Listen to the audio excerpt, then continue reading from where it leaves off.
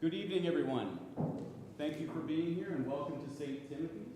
My name is Matt Nebraskis. I am for the moment, Worshipful Master of Herndon Lodge number 264 for 2022.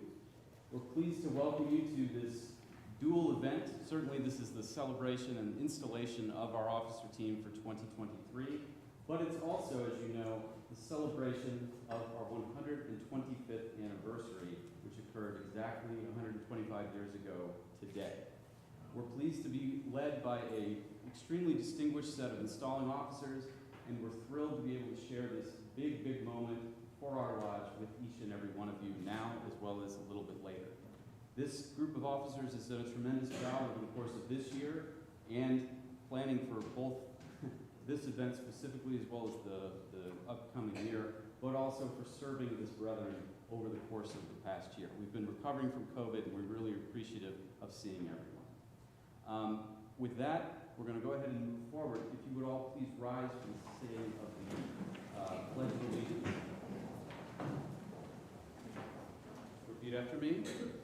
I pledge allegiance to the flag of the United States of America and to the republic for which it stands, one nation, under God, indivisible, with liberty and justice for all. Thank you. Please be seated.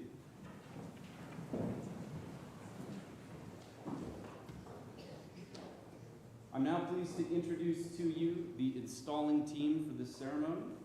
Our installing officer, the 177th Grand Master of Masons for the Commonwealth of Virginia, Most Worshipful Donald E. Strader.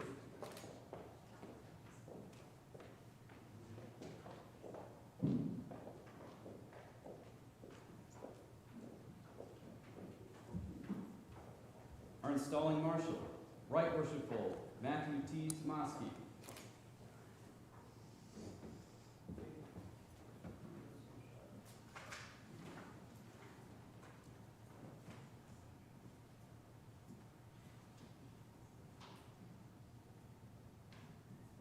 Our assistant installing marshal, Worshipful Eric J. Lehew.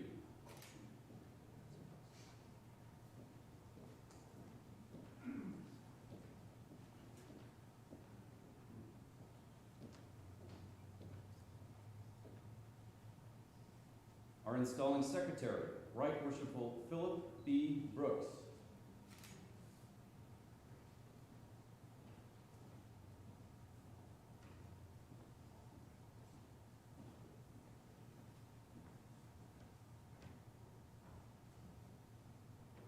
And our chaplain, Right Worshipful Thomas L. Varner.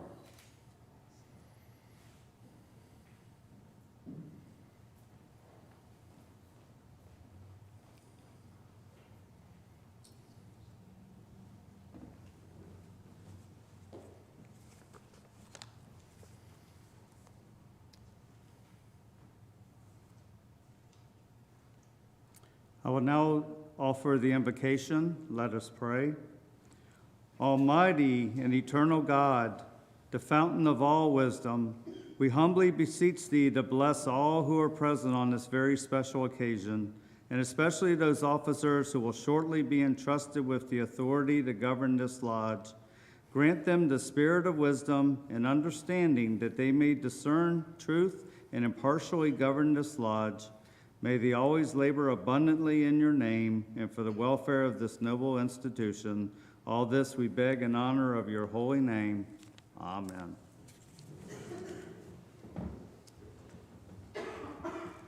Good evening, everyone, and welcome to the installation of officers for Herndon Chapter number 2, Herndon Lodge number 264.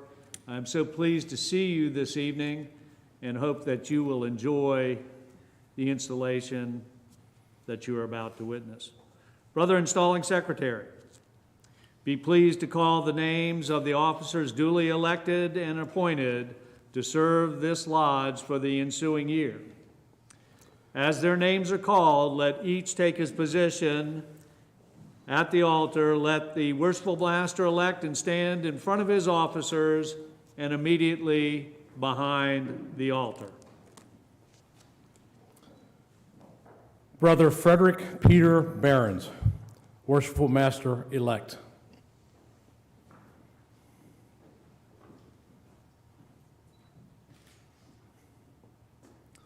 Brother Matthew James Hamill, Senior Warden-elect.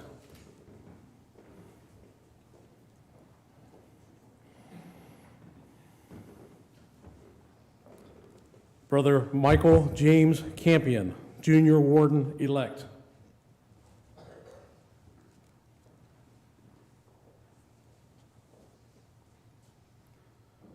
Brother Gregory Lewis DeRosa, Treasurer-elect.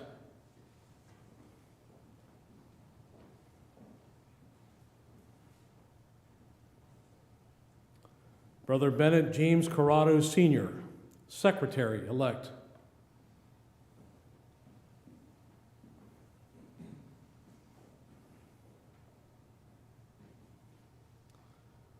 Brother Anthony Michael von Giersdorf, Senior Deacon-elect.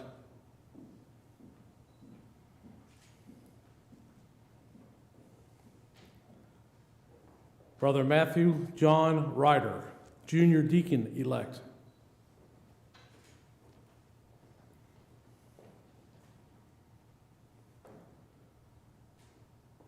Brother James Kenneth Picalico, Chaplain Select.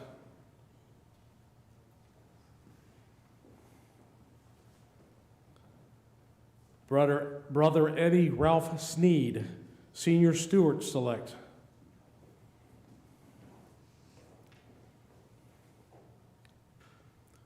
Brother Rajesh Sami Meshreki, Junior Steward Select.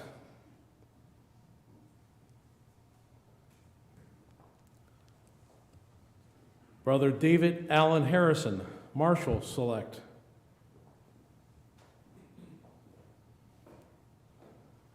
Brother Franz Dubo Ortega, Musician Select. Brother Robert Dare Martin, Tyler Select.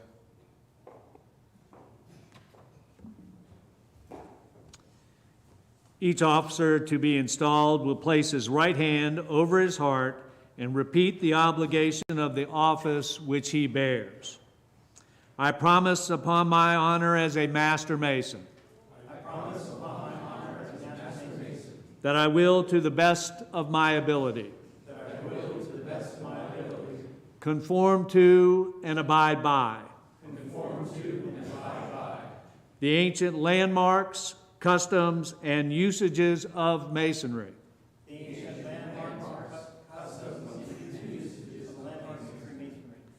The laws, rules, edicts, and resolutions of the Grand Lodge.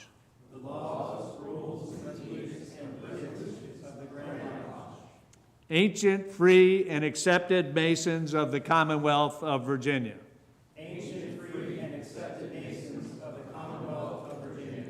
And the bylaws of this lodge.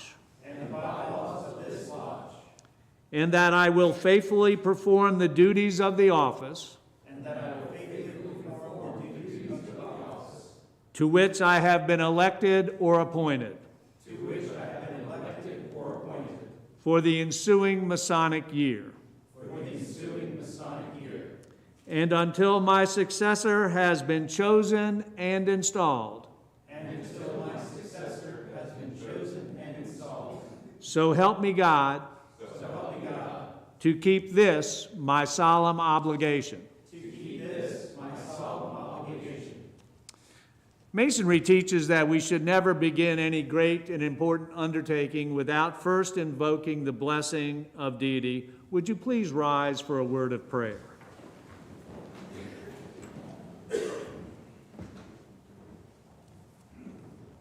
Let us pray. Supreme Architect of the universe, grant that those who are now about to be invested with the government of this lodge may be endued with wisdom to instruct their brethren in all their duties. May brotherly love, relief, and truth always prevail among the members of this lodge, and may this bond of union continue to strengthen the lodges throughout the world. Bless all our brethren, wheresoever dispersed, and grant speedy relief to all who are either oppressed or distressed. We affectionately commend to thee all the members of thy whole family. May they increase in grace and knowledge of thee and in the love of each other. Finally, may we finish all our works here below with thy approbation, and then have our transition from this earthly abode to thy heavenly temple above, there to enjoy light, glory, and bliss, ineffable and eternal. Amen. Thank you, Brother Chaplain. Please be seated.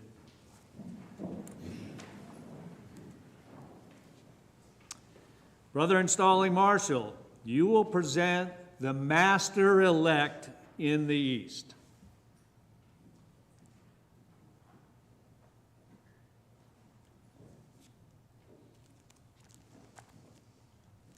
Brother Installing Officer, I present Frederick Peter Behrens for installation as Worshipful Master.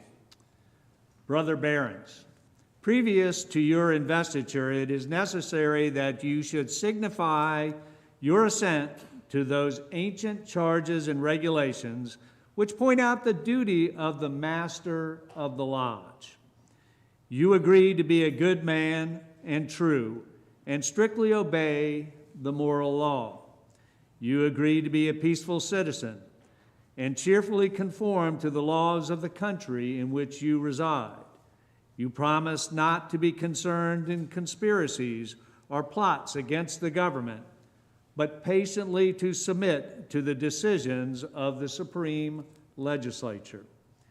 You agree to pay homage and proper respect to the civil magistrates, to walk uprightly, work diligently, live creditably, and act honorably by all men.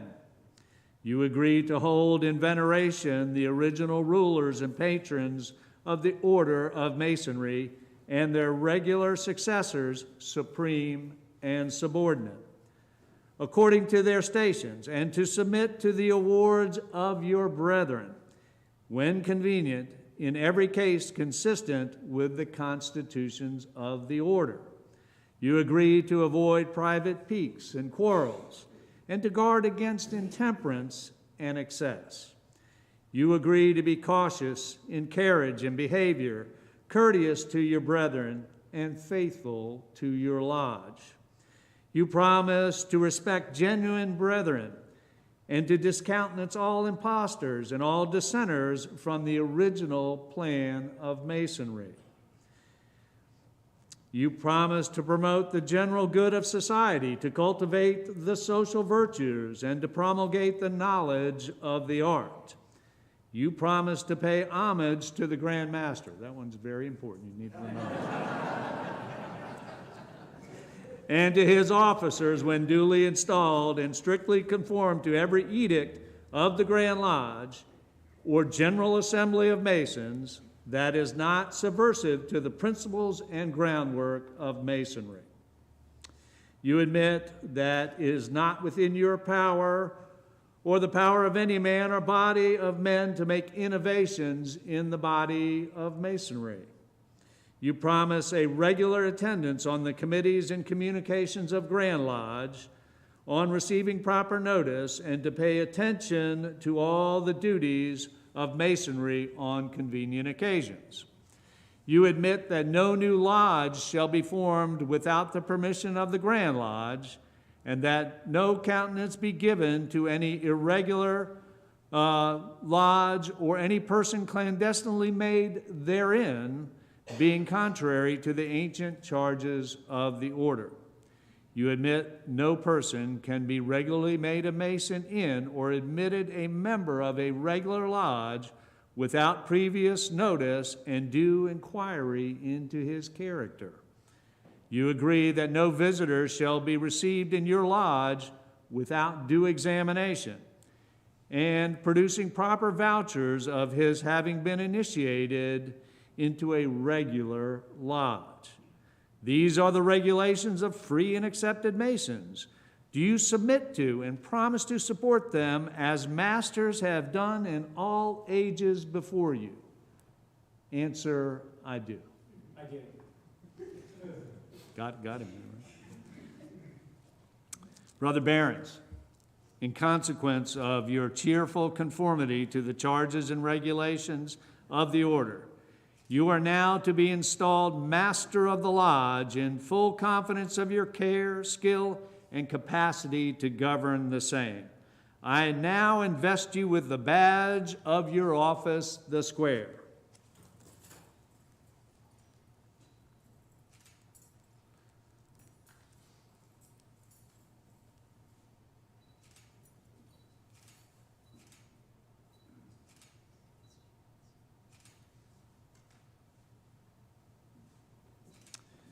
Which will silently admonish you to do justice to the cause of Masonry, give due accommodation to the worthy members of the order, and rebuke those who act contrary to its laws. The holy writings, the great light in Masonry, will guide you to all truth. It will direct your path to a temple of happiness and point out the whole duty of man. The square teaches us to regulate our actions by rule and line, and harmonizing our conduct by the principles and morality and virtue. The compasses teaches us to limit our desires in every station, that rising to eminence by virtue and merit, we may live respected and die regretted. The rule directs that we should punctually observe our duty, press forward in a path of virtue, and never inclining to the right nor to the left, in all our actions have eternity in view.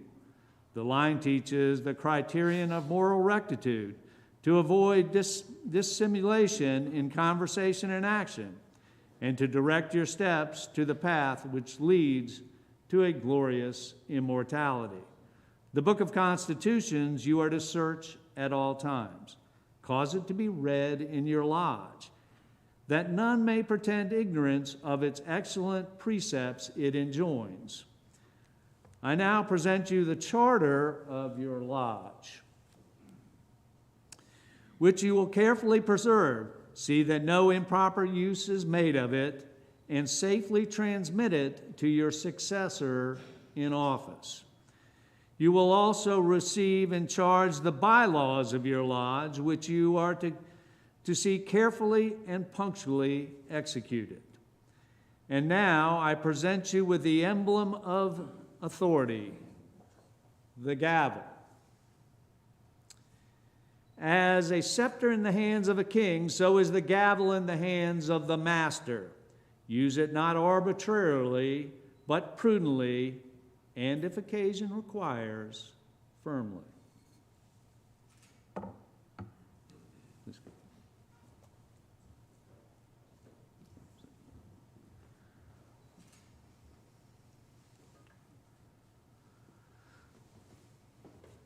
Worshipful Sir, it is your province to remain covered while the rest of your brethren remain uncovered during sessions of your lodge. The origin of this Masonic tradition may be founded upon the wearing of a crown by King Solomon as a mark of dignity. Rulers and kings since his time have worn their crowns on ceremonial occasions as a symbol of their dignity and authority, and their subjects have, as a mark of respect, uncovered in their presence. The wearing of your hat while occupying the chair of worshipful master symbolizes the dignity and authority of your office and distinguishes you from the rest of the craft.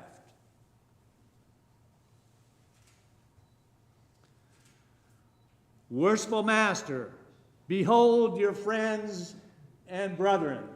Friends and brethren, behold the worshipful master and congratulate him accordingly.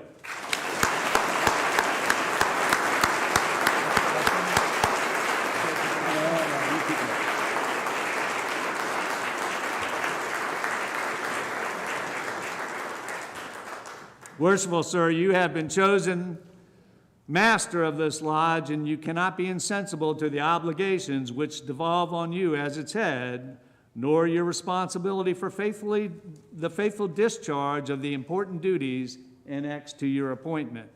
The honor, reputation, and usefulness of your lodge will materially depend on the skill and assiduity with which you manage its concerns, while the happiness of its members will be materially promoted in the proportion to the zeal and ability with which you promulgate the genuine principles of our institution.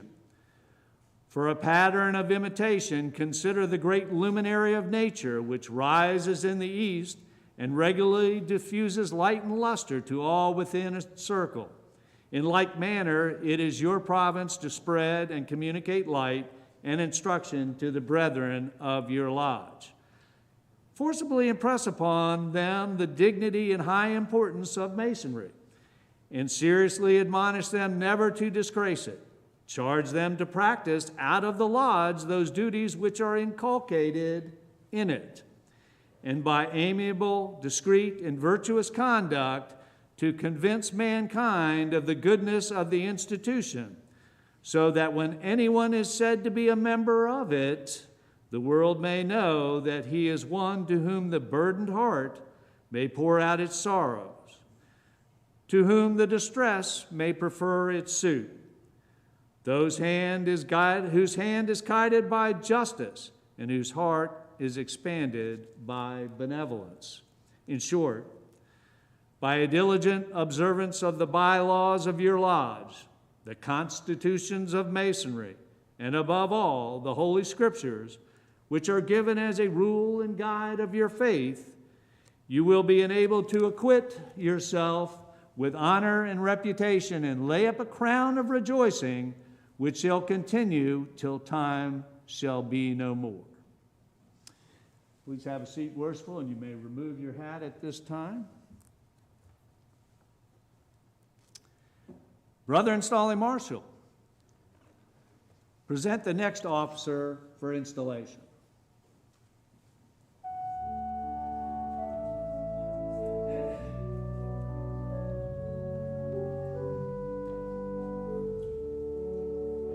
Brother Installing Officer, I present Brother Matthew James Hamill for installation as Senior Warden. Brother Hamill, you have been chosen senior warden of this lodge and are now invested with the ensign of your office.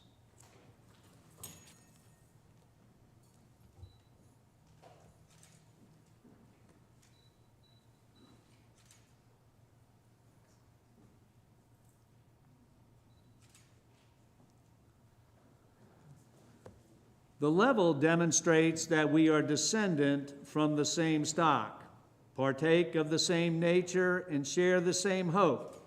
And though distinctions among men are necessary to preserve subordination, yet no eminence of station should make us forget that we are brethren.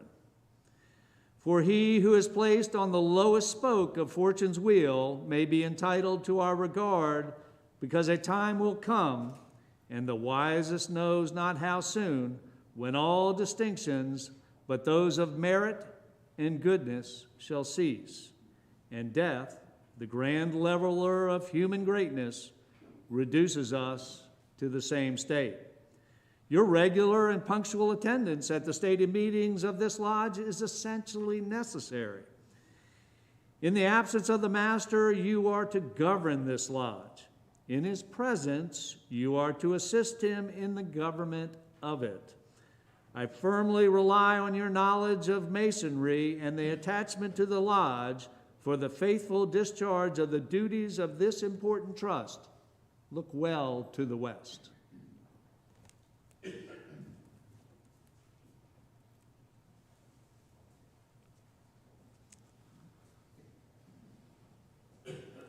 Brother Marshall, you will present the next officer for installation.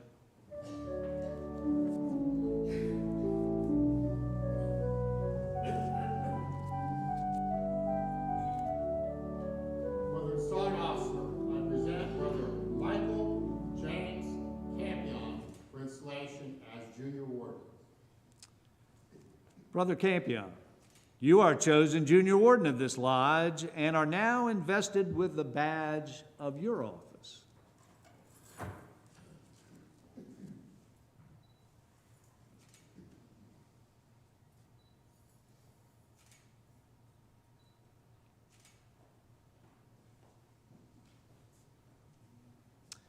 The plumb admonishes us to walk uprightly in our several stations, to hold the scales of justice in equal poise, to observe the just medium between intemperance and pleasure, and to make our passions and prejudices coincide with the line of our duty.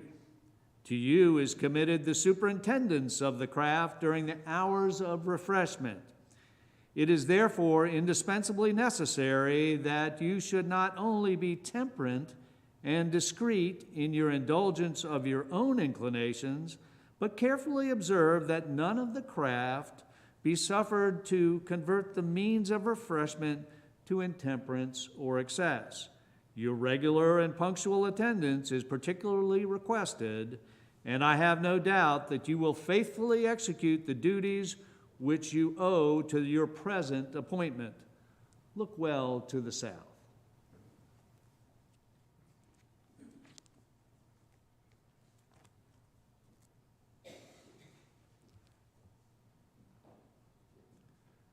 Brother Marshall, present the next officer to be installed.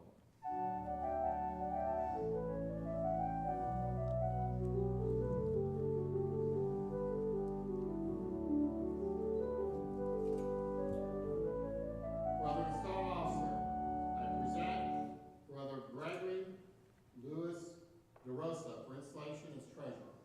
Brother DeRosa, you are chosen treasurer of this lodge, and I vest you accordingly.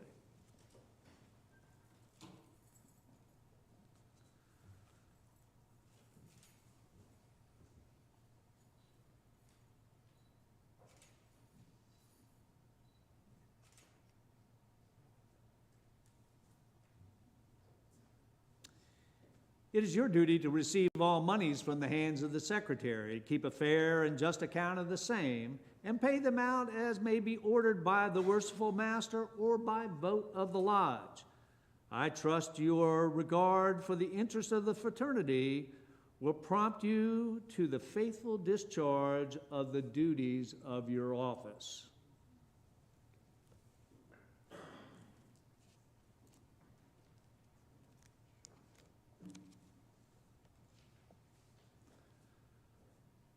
Brother Installing Marshal, present the next officer for installation.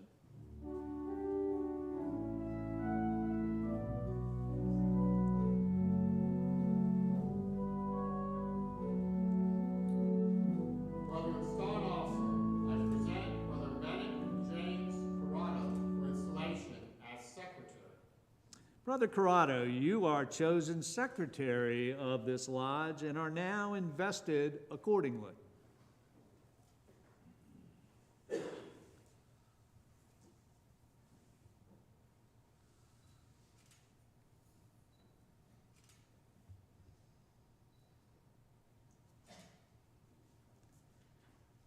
It is your duty to carefully observe the proceedings of the lodge, keep a fair record of all things proper to be written, receive all monies due the lodge, and pay them over to the treasurer, taking his receipt for the same.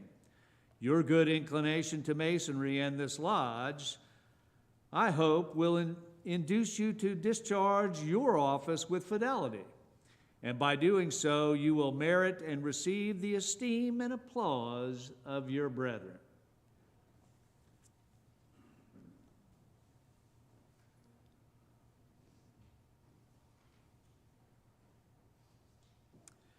Brother Installing Marshal, present the next officers for installation.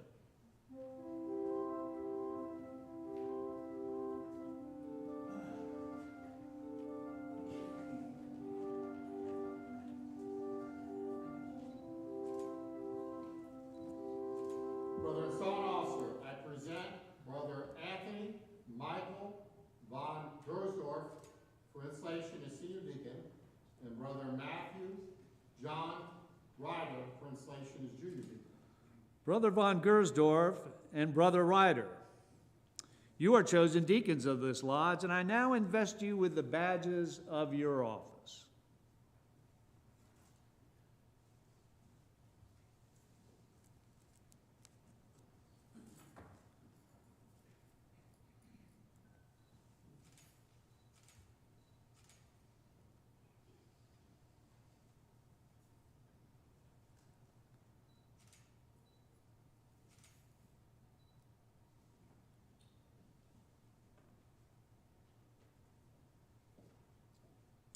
To you is especially entrusted the reception and accommodation of visiting brethren.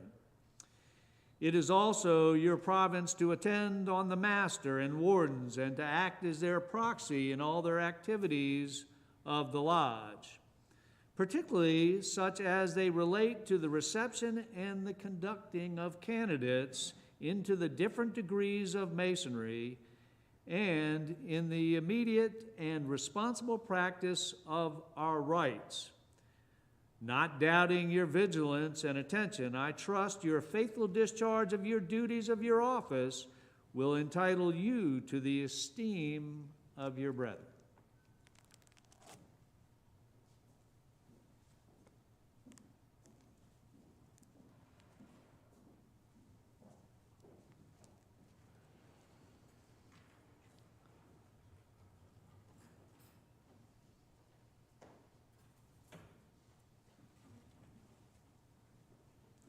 Brother installing officer.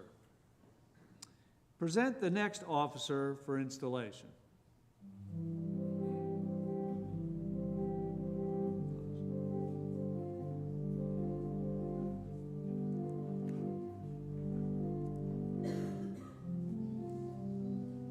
Brother installing officer, I present Brother James Kenneth Pucalico for installation as chaplain. Brother Picalico, you are appointed chaplain of this lodge and are now invested with the badge of your sacred office.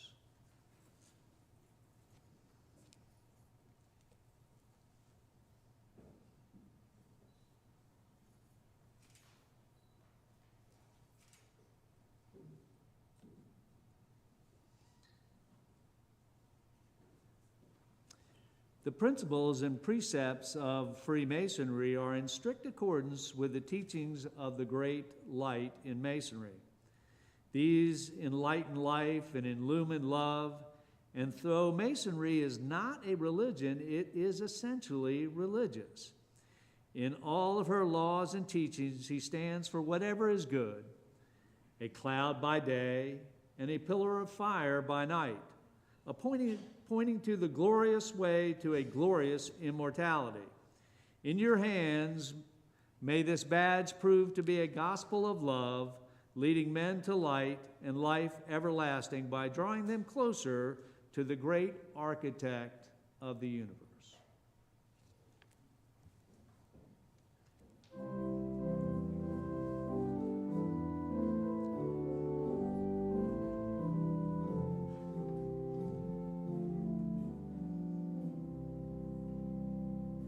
Brother installing marshal, present the next officers for installation.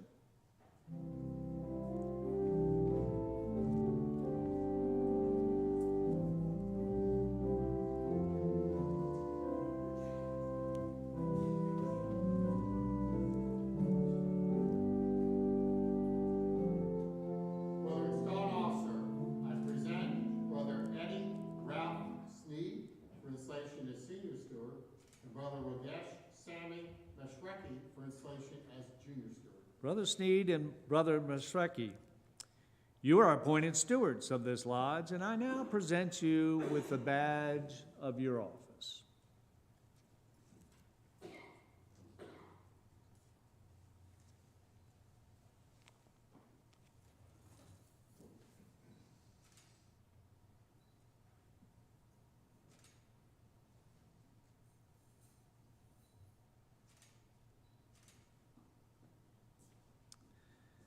The duties of your office are to assist in the collection of dues and subscriptions, to keep an eye on an account of the lodge expenses, to see that the tables are properly furnished at refreshment, and that every brother is suitably provided for, and to generally assist the deacons and other officers in the performance of their duties. Your regular and early attendance will afford the best proof of your zeal and attachment to the lodge.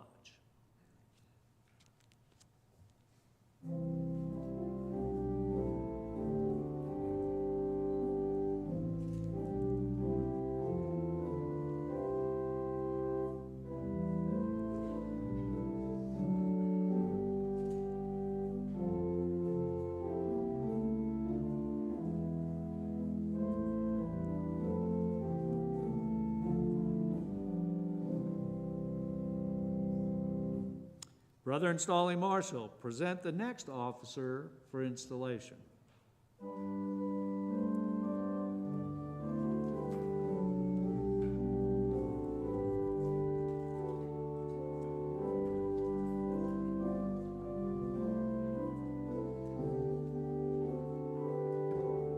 the installing officer, I present Brother David Allen Harrison for installation as marshal. Brother Harrison, you are appointed marshal of this lodge, and I now invest you with the insignia of your office.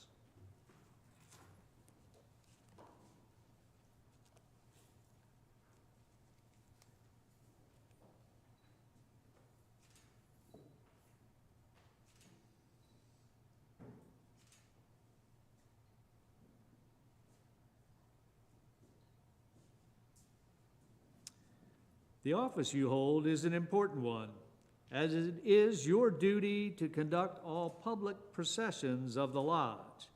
Hence, the respectable appearance of the craft will in a great measure depend on your energy, promptness, and decision.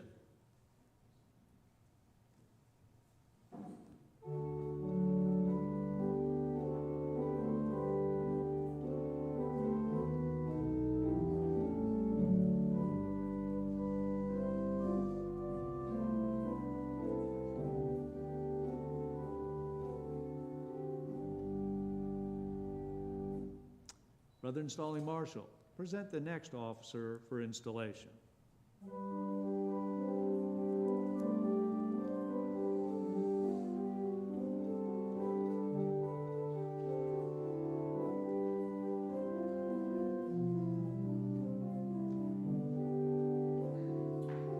the installing officer, I present Brother Franz Jubel Ortega for installation as musician. Brother Ortega, you are appointed musician of this lodge and are now invested with the jewel of your artistic office.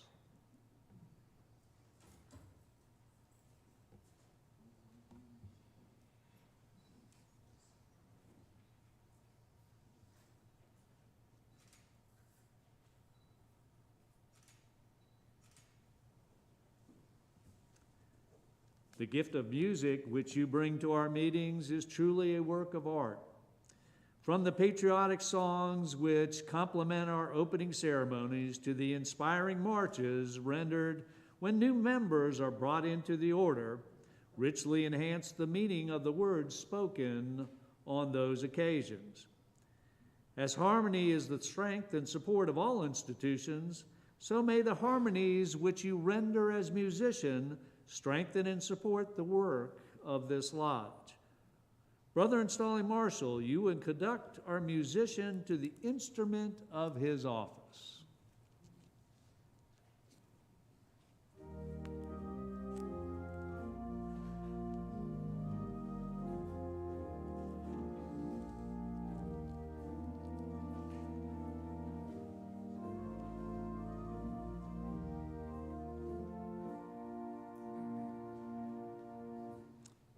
Brother Installing Marshal, present the next officer for installation.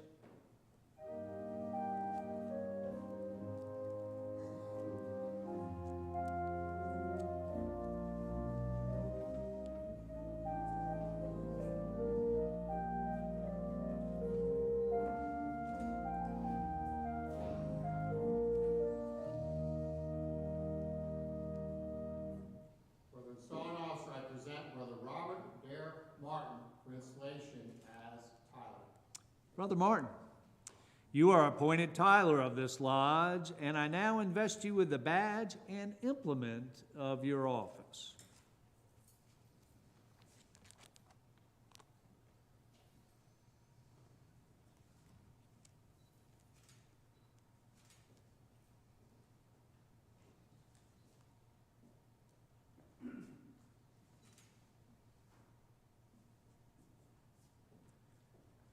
As the sword is placed in the hand of the Tyler to enable him to effectually guard against the approach of cowens and eavesdroppers, and suffer none to pass or repass, but such as are duly qualified, So it should normally serve as a constant admonition to us to set a guard at the entrance of our thoughts, to place a watch at the door of our lips, and to post a sentinel at the avenue of our actions, thereby excluding every unqualified and unworthy thought, word, and deed, and preserving the conscience void of offense toward God and man. Your early and punctual attendance will afford the best proof of your zeal for the institution.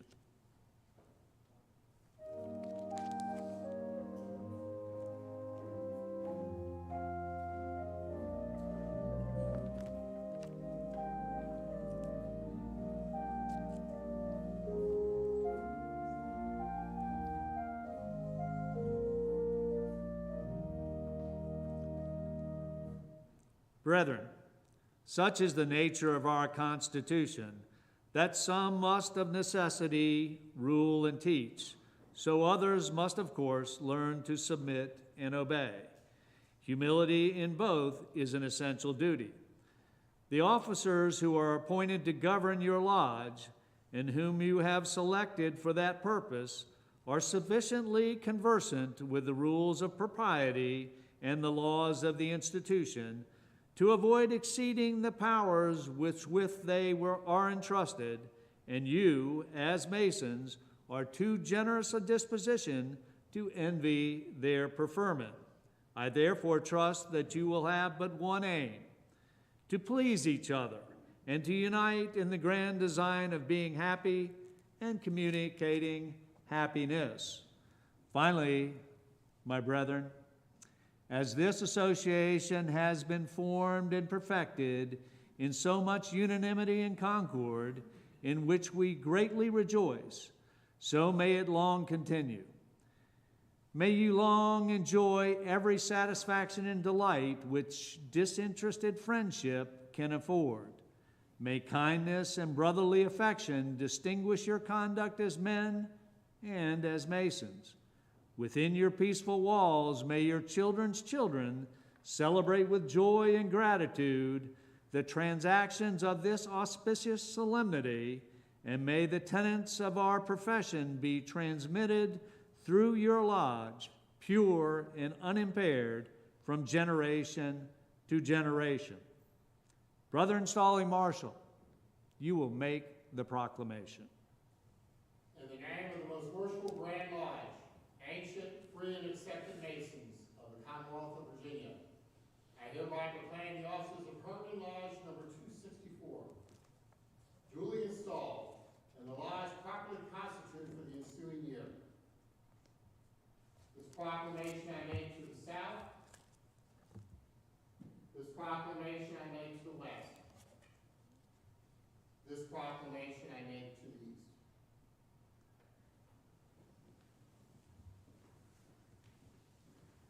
This concludes our ceremony of installing the officers of Herndon Lodge. Are there any presentations at this time for our newly installed worshipful master? Yes, sir. Well, I think I'm the only one who wanted to go first. I know who goes first and last. Okay.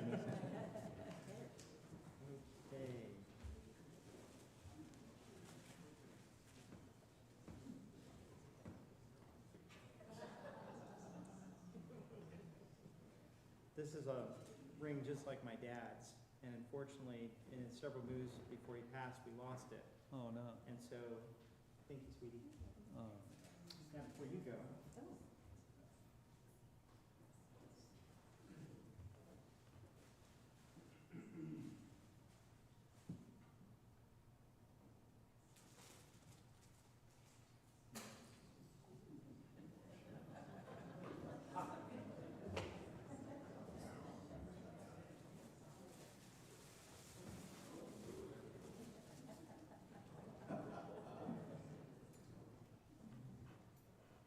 So this is my wife of almost 25 years, and gosh, we snow ski together, we scuba together, we started a business together, started a fund together, and have a lot of fun together. So, sweetie, thanks for all your support and letting me do this.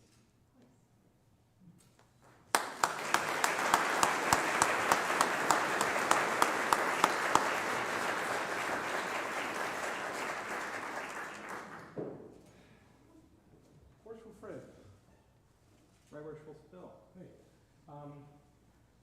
knowing how you are an adventurous sort and sometimes have some vision problems, we want to make sure that we keep you safe. Yes. So if you would take a look at that and model it for us.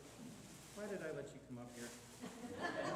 This is not going to be good. All right.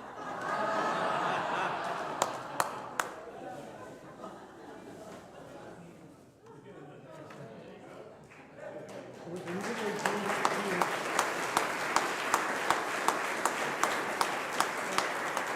This does it with going all the way around, so. That's perfect. I love it. I love it.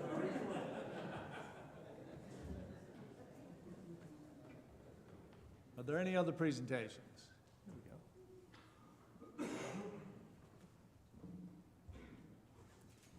Worshipful sir, congratulations. Worshipful Sir, past master. Thank you. Congratulations. I also have something to turn over to you. So, particularly for those in the audience who are not Masons, obviously what we do is a very old set of ceremonies. And this lodge, as you've heard, is quite old also, 125 years. Well, in addition, each one of the officers have a jewel or some symbol that represents them. In the case of the master, that's the square. And the tradition at Herndon Lodge is we have a pin of the square. And this is old, and it's been passed down from master to master. And I went through and I looked at the pictures up on the wall in the lodge room, and it's at least 1960 is the oldest one that I've seen. So I, with pleasure, turn that over to you and congratulate you again. Thank you. Appreciate it.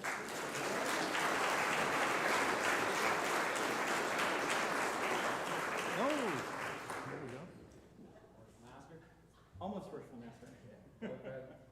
On behalf of your mother lodge, Alexandra Washington Lodge number 22, we wanted to present this to you as a reminder of your lodge, and we look forward to working with you this year.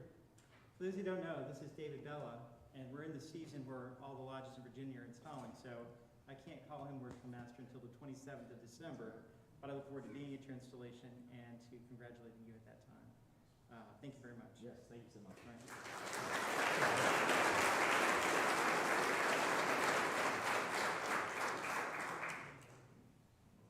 Okay, Worshipful Master, if there are no other presentations, I will take leave and congratulate you, sir. Thank you, most worshipful sir.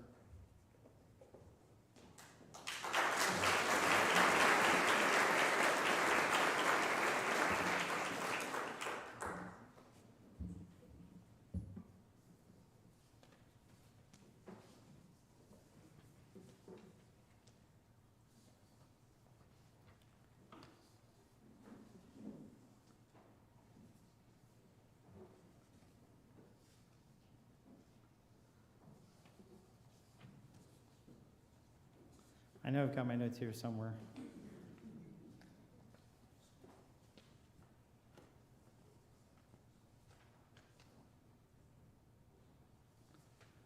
Well, maybe I don't. Well, let me first of all just say that my heart is absolutely chock full of joy tonight and gratitude. Joy because, well, it's been 42 years since I was last installed into a Masonic affiliated organization, so I've had a little bit of time to think about this. And just incredible joy because I see so many familiar faces out here, some of which we go back 40, almost 50 years. Tom Varner, Darren Williams, Kevin Kelly, Laura, then Jordan, now Babbitt. We were Dee Malay and Rainbow Girls and Job's Daughter. Well, we were Dee Malay. You were. In the 1970s. And so, long-time friends. All right. I emailed it to myself, so let me switch up here a little bit. I'll go electronic. I also have some very dear friends with whom I served at the international level, and I'm just so glad. I'm going to talk about you a little bit more later, but I'm so glad that you've traveled from Maryland and Michigan and Nevada to this activity, because it just means the world to me that you're here, so thank you. Well, I don't seem to have it here either. So, I apologize. This has been a pretty crazy week.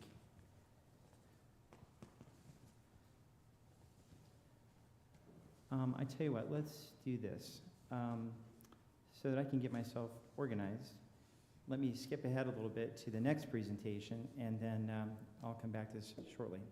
So tonight is a joint event. It's not only the installation of officers for the 2023 Masonic year, but it's our 125th anniversary as Masonic Lodge. If you have time to look at our charter here, you'll see it was granted by an older Grand Master, older than the one we have now,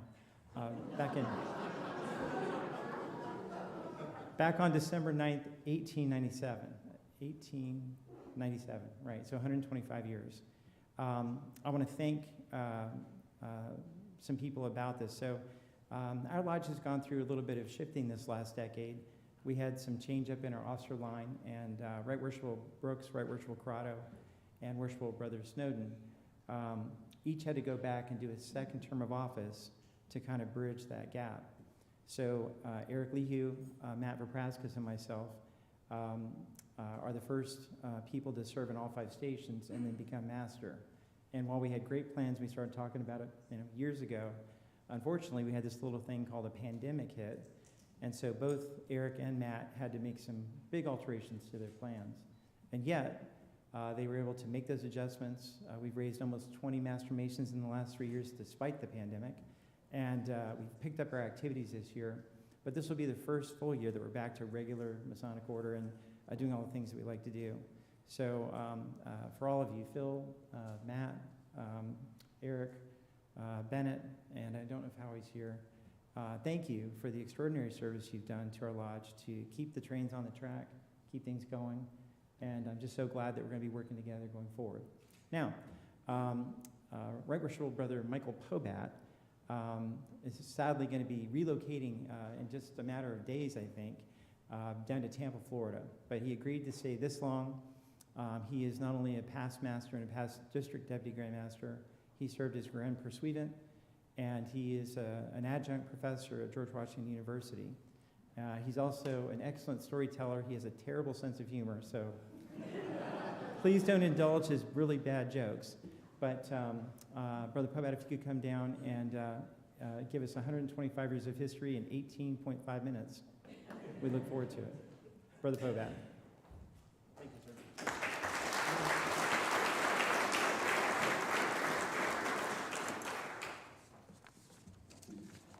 First, let me congratulate, my congratulations to the Herndon Lodge new officers. And I especially want to thank our new Worshipful Master, Fred, because I can honestly say without him, I wouldn't be here tonight. So thanks for driving, Fred. I hope to make tonight very memorable for everyone. So I locked all the bathrooms. Yeah, I get it, Fred, some pretty corny jokes. When I was a young teenager, I told all my friends that when I grew up, I wanted to become a comedian. Well, they all laughed at me. Well, they're not laughing anymore.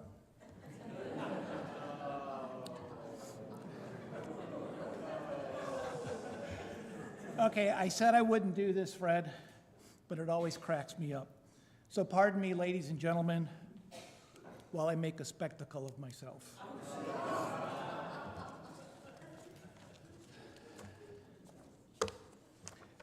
We have slides that go along with the speech. So good evening, everyone. Today we mark 125 years of Masonry in historic Herndon, Virginia. Started on this exact day, December 9th, 1897, by a handful of Masons in Herndon Lodge's first worshipful master, Henry Johnson. Masonry in the town of Herndon certainly has a rich history and a promising future. This evening, we have a chance to look back at the history of Herndon Lodge for the past 125 years. I will touch on some of the highlights that focus on our strong connection to the town of Herndon, the changes to our operations that reflect changes in technology and the environment, and then suggest we engage our flux capacitors and try to reimagine what Masonry will look like for the next 125 years. So before we consider the year 2147, let's first look back at the year 1897. In 1897, William McKinley was the 25th president. Oldsmobile Car Company is founded. Thomas Edison received a patent for the movie projector. Amelia Earhart was born. Bear aspirin was invented. The Stars and Stripes Forever, an American patriotic march by Brother John Philip Sousa, is performed for the first time. And in baseball, the Boston Beaneaters win the National League Championship. Herndon Lodge number 264 is named after Commander William L. Herndon, who is the town's namesake. Commander Herndon was a naval hero who in 1857, dressed in his full naval uniform on the SS Central America's Bridge, was the first captain to go down with his ship after a valiant effort to save it after a horrific storm at sea. Today, the Herndon Memorial Obelisk is located at the U.S. Naval Academy and is the centerpiece for the first year's cadets successfully completing their year by removing a cap from the top of the greased monument. Since the beginning of time, the property currently owned by Herndon Lodge has a long list of claimants. There have been a total of 21 property claimants, beginning with the American Indians, King James I, King Charles I, and currently owned by Herndon Masonic Lodge. Masonry is well established in the historic Herndon. Over the past 125 years, we have occupied 6 different locations. Beginning in 1897, Herndon Lodge met in the Garrett Building. Then in 1907, we moved to the Walker Building. In 1918, we occupied the Reed Building. Of all the places Herndon Lodge met, I think the Reed Building is probably the most interesting. In the early 1920s, the building was originally in the parking lot of what is now Adams and Green Funeral Home. Worshipful Thomas Reed happened to be Herndon's first undertaker. Adams Green Funeral Home was originally built as a home for Brother Reed's mother-in-law. I know there's a joke in there somewhere. After she passed, it was turned into a funeral home, and Reed's house was moved several hundred feet back off Eldon Street to make room for additional parking. In addition to the yellow house, another remaining structure owned by Reed is currently located next to Jimmy's Tavern and was the building where Reed stored his coffins. So if you go to Jimmy's, I recommend sticking with the beer. In 1921, the lodge moved to the 3rd floor of Chamblin's drugstore. Unfortunately, in 1971, the drugstore burned down and was replaced with a very similar structure. In 1935, the lodge moved to the Murphy and Ames Lumber Company. That was located right behind the old Ice House Cafe. Lastly, we have been in the original St. Timothy's Church building, located at the corner of Grace and Eldon Streets from 1969 to today. The Masonic history of our lodge first starts with St. Timothy's Episcopal Church. Many distinguished names appear on the membership list of both Herndon Lodge and St. Timothy's. To name a few, we notice the names of William Dawson, Dr. William Roby, Stanley Haynes, Fred Robinson, Homer Stutzman, Ed Reed, Dr. Dan Detweiler, Dr. Ernest Schul, and Henry Mann, and no doubt there are many others. In 1876, St. Timothy's Church purchased the half-acre lot at the corner of Grace and Eldon Streets for $60. In the next few years, the church building was constructed, and on Saturday, April 9th, 1881, Bishop Francis Whittle, assisted by Reverend Frank Page, consecrated St. Timothy's Church. St. Timothy's occupied the building for over 87 years, and on February 2nd, 1969, Reverend John Henry led the congregation in the celebration of Holy Communion for the last time in that building. The building was ceremoniously deconsecrated by Bishop Samuel Chilton on February 23rd, 1969, and St. Timothy's moved to this current location. The bell tower in the original St. Timothy's Church was constructed in late 1893 or early 1894 to hold the McShane bell, which can now be seen just outside the front door to this building. It is interesting to note that the ladies of the Fellowship Club of St. Timothy's raised most of the money to have the social hall built on the back of the original St. Timothy's Church. It was completed in mid-October 1948 and is currently used by Herndon Lodge for our monthly dinners and space to socialize before and after our meetings.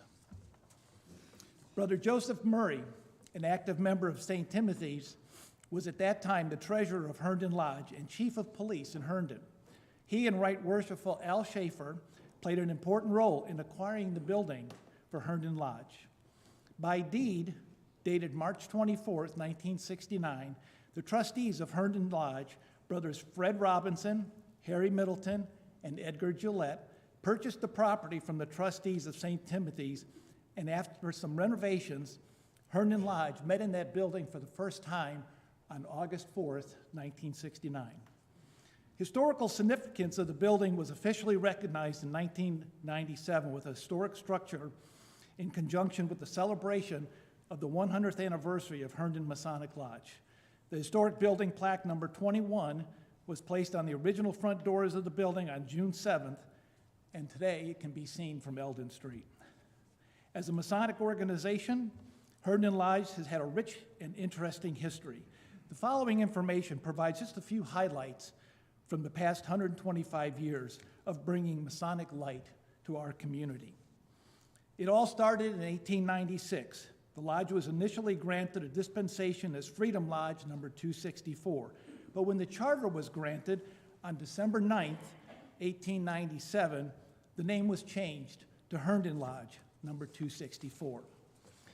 To put things in better perspective, it is interesting to note that in 1897, Fairfax County, Northern Virginia Telephone and Telegraph Company was established with one phone line and 6 subscribers. In December 1897, the phone line was extended to Herndon with about a dozen subscribers. Among them, Herndon's 1909 past master, Dr. Edwin Detweiler, who was a beloved medical doctor. Herndon's very first telephone pole was also erected in December 1897. By 1928, there were 200 subscribers in Herndon. By 1937, there were 314 subscribers.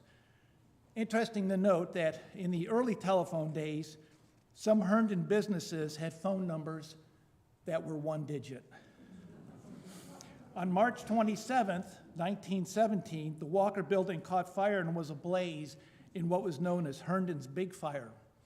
During the fire, Worshipful Edgar Gillette, then Secretary of the Lodge, with no care for himself, saved the Lodge's charter and minutes, although we still ended up losing several years of our early records from 1897 to 1902. For the entire year of 1918, the Lodge was empty due to World War I. The Worshipful Master and all the officers were serving our nation at war. Edgar Gillette was the Virginia District Deputy Grand Master of the 59th Masonic District in 1930. At this time, a picture of our first master, Worshipful Henry A. Johnson, was hung in the lodge room. The original picture still hangs in our fellowship hall today. On April 19, 1943, Herndon Lodge lost its first members in World War II, who were killed in action in Tunisia. Many Herndon brothers lost their lives in service to our country, like brothers Thomas Kitchen and Harry Stutzman. The lodge room was respectfully quiet in 1945 as news from overseas came in. On February 18, 1946, Culver Gates, Herndon's master, had the lodge heated with gas for the first time. On September 19, 1947, Herndon Lodge celebrated its 50th anniversary with a banquet at Herndon High School. Over 150 Masons were in attendance. In addition, the sitting worshipful master, Wilson McGlincy, wrote the history of Herndon Lodge the first 50 years. A lot of land, which the lodge owned, was sold to the telephone company for $15,000 in September 1955. In addition, the Order of the Eastern Star would frequently hold dances to help the lodge building fund throughout the 1950s. One night in November of 1955, the dance took in $225, equivalent today to $2,500. Over the years, many government elected officials visited Herndon Lodge. For example, Brother Joel Broyhill, member of Congress, 10th Congressional District, did not miss many lodge meetings in 1957. In the late 1960s, the lodge needed $10,000 to close the deal and purchase St. Timothy's Church building. We purchased this building at a cost of $16,000. It was necessary that we pay this amount in full at the time of the settlement. One of our good brethren who wished to remain unnamed loaned us $10,000 to make that settlement. The first communication in the current Herndon Lodge was held on August 4th, 1969. November 29th, 1971, Most Worshipful Charles Schuler, Virginia Grand Master, and his officers conducted the lodge dedication ceremony. In 1969, Brother Walter Harrison was made temporary secretary and served as secretary of Herndon Lodge until 2007, when he stepped down, having served 37 consecutive years as our temporary lodge secretary. Walter was called to the Celestial Lodge in early 2021 and is sorely missed. The lodge held its family picnic at Worshipful Brother Leroy Jackson's home for the first time in 1972. This annual picnic was held at his estate, with reindeers accepted, for over 25 years. On December 8th, 1972, Herndon Lodge celebrated its 75th anniversary with a banquet at Herndon High School. Interesting to note that our very own worshipful David Feldman, here with us tonight, was the Herndon Lodge senior deacon in 1972 and attended that event. On October 20th, 1975, Herndon Lodge donated $2,500 to the Masonic Home of Virginia to furnish an entire two-bedroom unit. Today, that donation would be worth over $13,000. On November 17, 1980, Brother Douglas Jordan held his first youth program. The lodge invited the Order of DeMolay, the International Order of Job's Daughters, and the Rainbow Girls for the program. The talk, The Symbolism of Ancient Craft Masonry, was given by Brother Jordan, who was the lodge's junior deacon at that time. On July 19, 1981, Worshipful Ray Updike announced the dedication of the lodge's instruction room to Worshipful Charles Bailey. Many of his artifacts hung on the wall of the room, and a plaque was placed on the door. Worshipful Bailey was very active in the lodge and served as a mentor and coach for many brethren initiated into our lodge. Worshipful Bailey served as Worshipful Master in 1962. In 1987, Worshipful Bill Alexander, in the middle of one of his stated meetings, had an unexpected knock on the door, and the Tyler announced that the Grand Master was in waiting. Worshipful Bill said something like, "Stop kidding around." And then in walks Most Worshipful Don Roby, the 1987 Virginia Grand Master, who just happened to be driving by the lodge on his way home. A very memorable evening for Worshipful Bill. Prior to the stated communication of Herndon Lodge on May 20th, 1991, members and visitors assembled on the front lawn. Most Worshipful Charles Schuler, Grand Master in 1971, dedicated the Lodge Identification Monument to the Bethel No. 52 International Order of Job's Daughters and the William Herndon Chapter Order of DeMolay.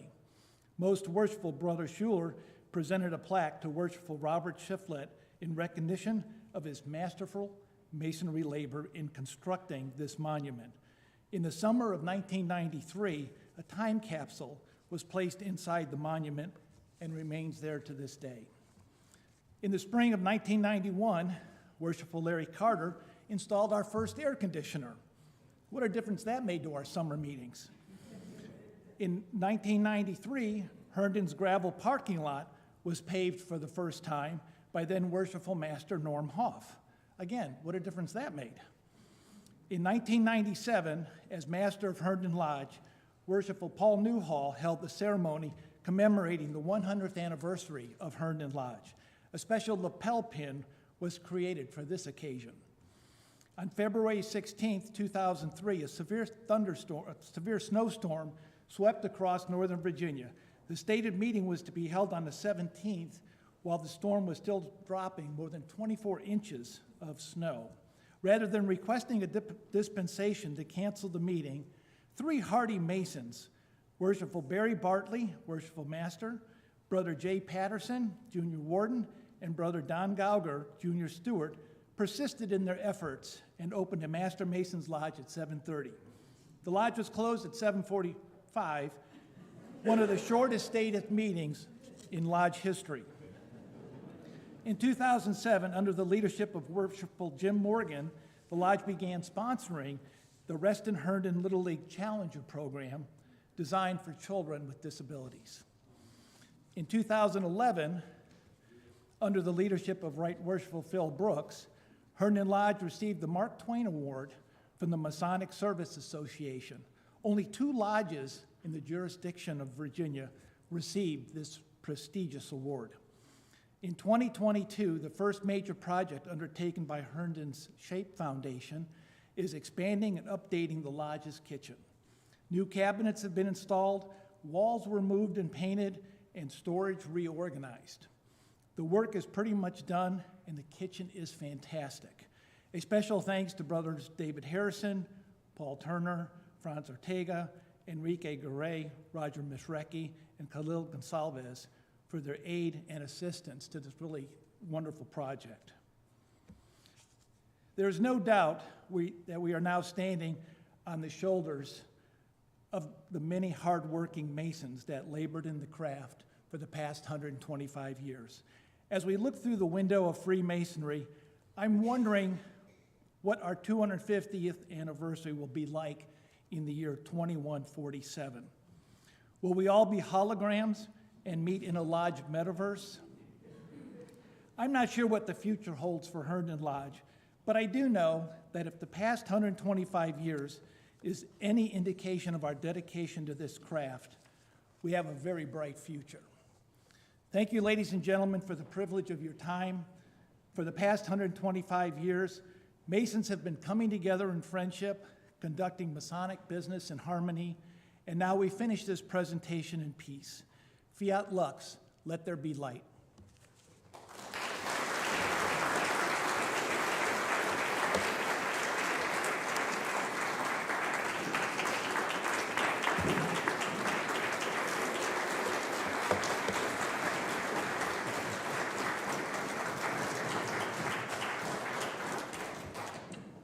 Right Worshipful Hobat, your research, your intellect, your fantastic speaking ability will all be missed sorely.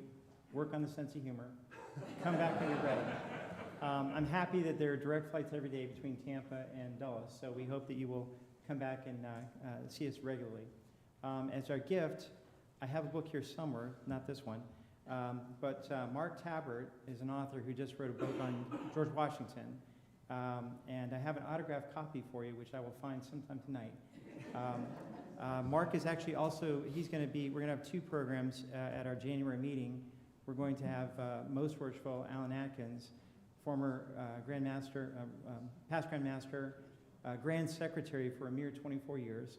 And we're going to be honoring Ray Solomon for his 13 years of service that night. And boy, I just wish WO had made it just a couple more years. But since David Harrison will be there, I'm sure he's going to have quite a few things to say about your dad, David. So we'll have a good time. So this will actually be in the social hall prior to the meeting. Bring friends, bring family. Anybody would like to hear a fantastic author talk about George Washington. So the other thing that I'm going to be giving to you, and I gave to all of our lodge officers and installing officers, is a challenge coin that I had struck just for this occasion. That's actually inside here. And a pair of past master's gloves. So thank you for your service tonight. And again, I want to see you often.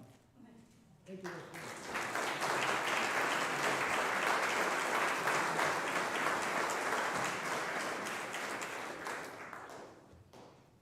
All right. Junior Deacon Matt Ryder is always giving me grief about printing paper. I found my electronic copy, so yay. I'd like for my family to please rise, all of you. You already met my wife, Sheila. This is my amazing mother-in-law, Terry. My two of my 4 sisters-in-law, Sherry Gogan and Eileen Pedersen, and my brother, Jimmy Gogan from Haymarket 313. Please welcome them.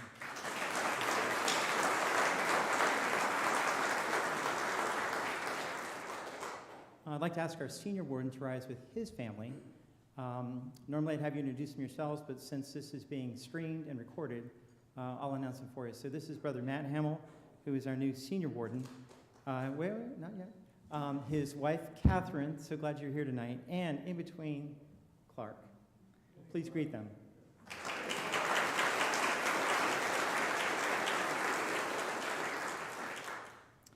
Next, I'd like to introduce our junior warden and his family and friend. This is Michael Campion, our junior warden, his father, Richard Campion, and his friend, Cindy McLean, who I understand was at Joby in Fairfax? Number 1. Okay, Arlington number 1. Please welcome them.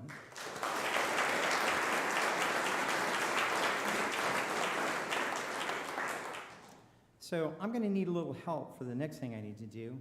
I'd like to invite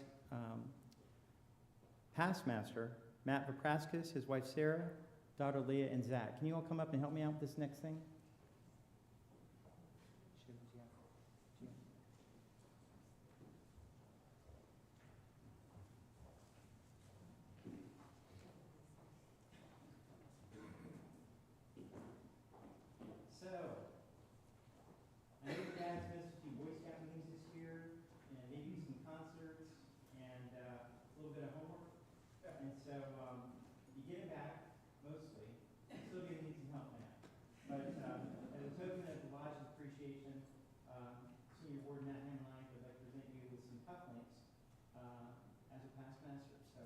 Thank you so much for your service. Thank you. And guys, this means that he can come to meetings optionally. It doesn't have to come to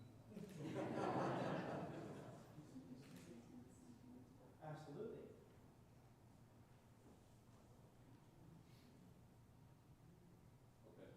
Okay. You want to say anything to that? Nah? Okay. Did your dad a pretty good Boy Scout leader? Did you ever get lost in the woods or anything when he's taking out? Oh, wow. Wow. Beautiful. This pocket watch. Leah was going to do that. Do you want to say something, Major? Okay?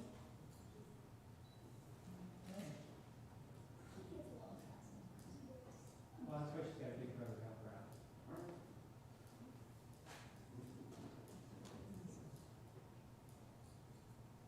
Here's worship for that. A small gift to commemorate your time as master of the lodge and show our admiration of the commitment, hard work, and dedication you have for us. We are proud of you and love you dearly. As a man in many hats, both literally and figuratively, we thought one more was in order as you hike forward through all the new adventures that await you. Love always, Sarah, Zachary, and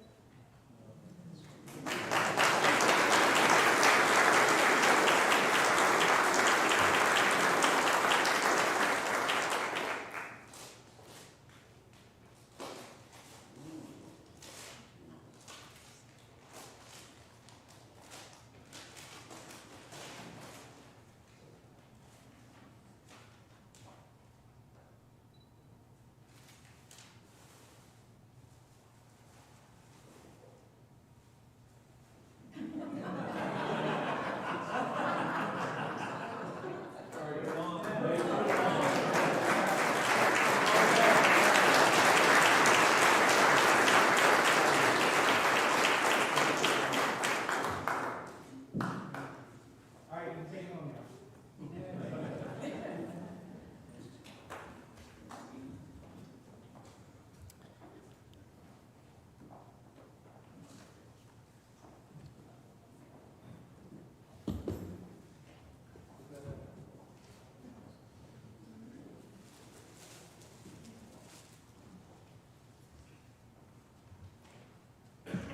So we have some really special guests tonight, and I just can't tell you again how full my heart is. First of all, Anthony, if I could get some help. Tonight we have the First Lady of Masonry in Virginia, Mary Straley. I knew her passingly as a Job's daughter. Boy, that Bethel one, yeah, we tried not to miss any dances up there because there were some, how do I say this, just kind people that we love to see. And so I'd like to welcome you. Also, you know, right where Don, they say that beside every successful person is an incredibly helpful spouse and an astonished mother-in-law. But in your case, I'm just so glad to have you here tonight, Virginia. You'll see a picture later when I had the privilege of dressing the Grand Chapter of Virginia of Eastern Star as both the State Master Counselor and the International Master Counselor. And I'm actually looking to the west, right at you, before you moved on to become the worthy Grand Matron.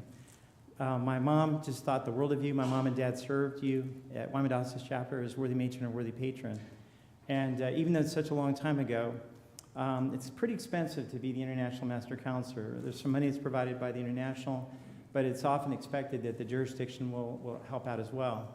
And I believe the first check that went to my travel fund was $2,000 from the Grand Chapter of Eastern Star, followed very quickly by Mac Rogers and the Grand Lodge, and Ted Weber and Scottish Rite right behind that. So I will always be grateful to you and your leadership, your friendship. I don't know if you remember, but when I was in the Women Married Choir and we sang for our supper at your church, you were gracious enough to let me stay at your home. We had to sing for our supper and did the concert, and then we all spread out to homes for people with from Arlington Methodist Church.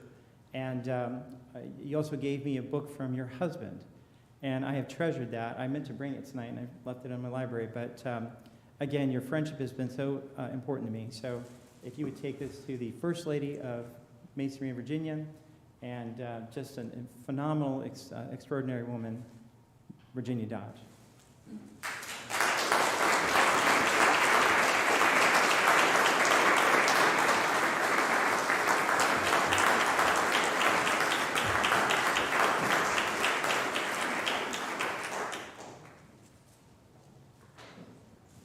Now, on the other side of the aisle, I was teasing you, right, Most Worshipful Don, because I also have an amazing spouse and perhaps an occasionally astonished mother-in-law. But Terry, it's just meant the world to have you as my mother-in-law these many years. I actually made a deal with Sheila that were we ever to get divorced, she could have everything, but I wanted to keep Terry. I didn't win that one either, but it was a nice thought. So, Anthony, if you could take this to Terry. Thanks.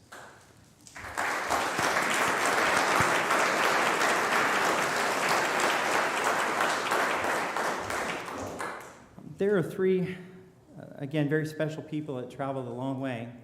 And, you know, serving as the International Master Counselor, I was the 15th. And there were some amazing people that blazed the trail before me. There's been less than 60 of us, and we've walked a unique path. You'll see a picture later of actually Gary Lukovich and Ralph Revel installing me as International Master Counselor. So I'd like to welcome David Morgan, who was the Grand Master Demolay with me. He was really old then. I think he was 40. I wasn't going to tell this, but we had a chance to go running here and there. The Tall Cedars of Lebanon down at Virginia Beach. I was running 6-minute miles then because I was varsity cross country at Women Mary. And so I'd go out for a jog with them, and then I'd go back out and drop him off and then go get a real run in. But at the Northern Masonic jurisdiction, when we spoke to the Sovereign Grand Commander from the North in Philadelphia, we did do the Rocky steps together. And so my friend, my mentor, an amazing man, I just can't tell you how much you mean to me, and the fact that you came all the way from Nevada. So David Morgan is the past Grand Master of DMLA, past Grand Master of Masons in Nevada, past Sovereign Grand Inspector General for the Scottish Rite. So Gary, Rao, David, if I could ask you to come up.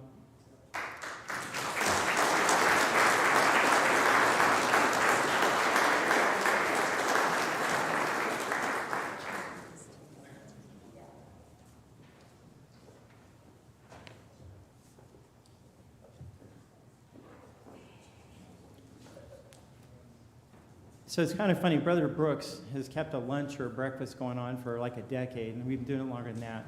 And sometimes there's 2 people, sometimes there's 10. You got to be brave when you go there because you never know where the darts are coming from. But we had a great lunch today. We had about 7 or 8 of us. And in fact, you know, the darts were flying somewhat at me. But as we were talking, I was describing our program in January, and Gary Lukovich said, "Oh, man, I got to get a copy of one of those books." And I just smiled a little bit because thanks to Brother Tim Strawn, who's a past State Master Counselor of Ohio, and who also works at the George Washington Masonic National Memorial, he was able to get these signed by the author who happens to work for him. And he'll be at our lodge in January. So I'd like to present you with these books, and also I have gifts. So, David. All of them are mine. David. Thank you very much. So Ra was actually the State Master Counselor of Maryland and the 5th International Master Counselor 10 years before me. Gary was the State Master Counselor of Michigan 11 years before. You can see the age difference. Gary and his wife Susan were kind enough to welcome me. Gary was a junior executive at Chrysler, and I was so impressed because I went to work with them, and he pulled up his car and they grabbed the keys and they went and watched it. Every day they watched his car at Chrysler in those days. But I had an event at the big Masonic building in Detroit, and it spans an entire city block. Scottish Rite on one corner, Shrine on the other, and the huge civic auditorium in the middle.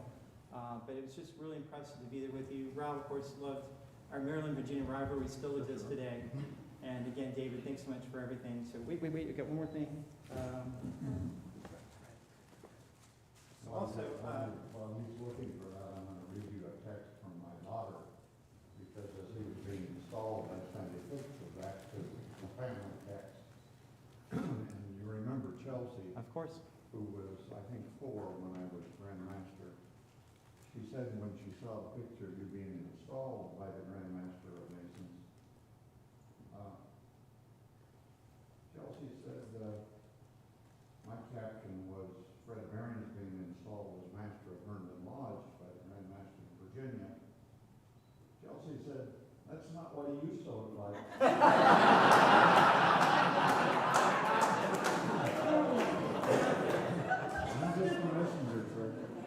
So just a little bit less joy in reading you here. And then I have one other gift. I actually have pictures on you. And I think you were kind in our selection, so I don't have the ones that were most guilty for you. But David just retired as a CPA this past year. And one of the things he taught me, among many, many things, is he never changed his watch. Daylight savings, East Coast, West Coast, he always, and so to this day when I travel, I don't change my watch, I just do the math in my head. It's his fault. So I just wanted to get you a little something here that maybe will help you in that effort to tell time. This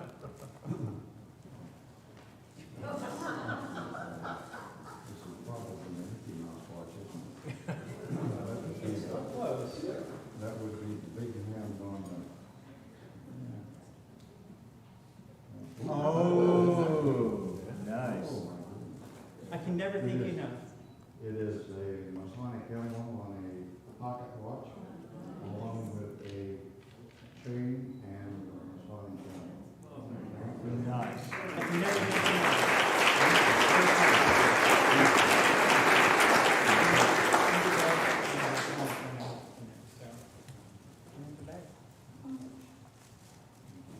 Thank you. Thank you, John.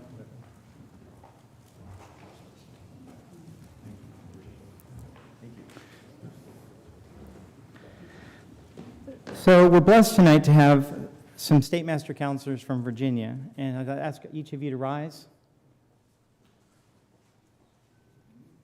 So we have Tom Varner, we have Matt Samosky, we have Darren Williams. Did I see Chris Pendleton earlier? No, okay.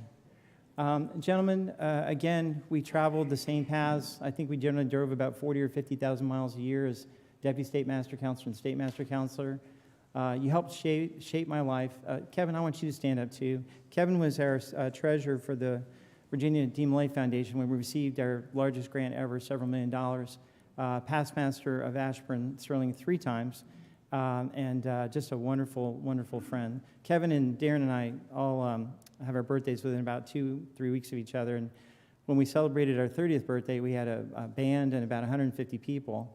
When we celebrated our 60th birthday last year, the 6 of us went to Kevin's home, and I think we were asleep by about 10 o'clock that night. So anyway, my brothers, we have crossed paths together. We've grown up together. We've been in weddings with each other. And I love you all, and thank you so much for being here tonight. Please greet them.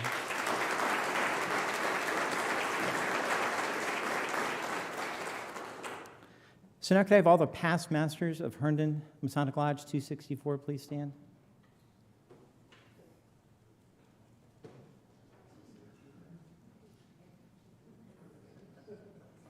All right, I know almost all of you, but I might need just a little bit of help.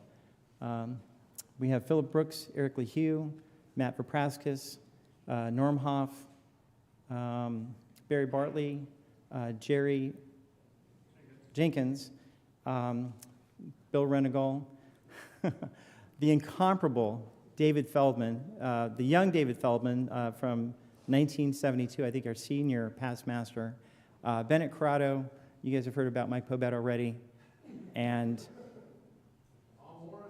Tom Morrison, of course. I didn't recognize you without the baseball hat on. Yeah. Please greet them warmly.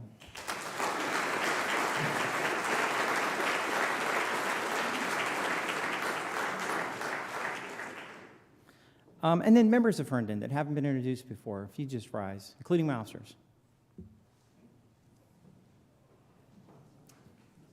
Enrique, good to see you. Would you greet them warmly, please?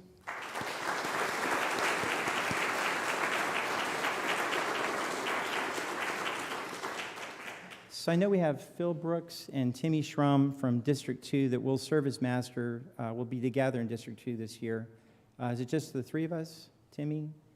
And Phil, stand up again. Lovely wife, Jen. Is Karen back there with you, Tim? Okay. And also, actually, our District 2 team, Right Worshipful Ray Bacchus. Is Chris here tonight? Our district instructor work. Is there anybody else from your team here tonight, Ray? Chris. Oh, there's Chris. Chris, thank you so much for all the hard work you do on ritual. I think I should have learned a lot more like Tom Varner did in our 20s, because memory's not quite as good in the 50s and 60s. So anyway, thank you all for your service. Please greet them.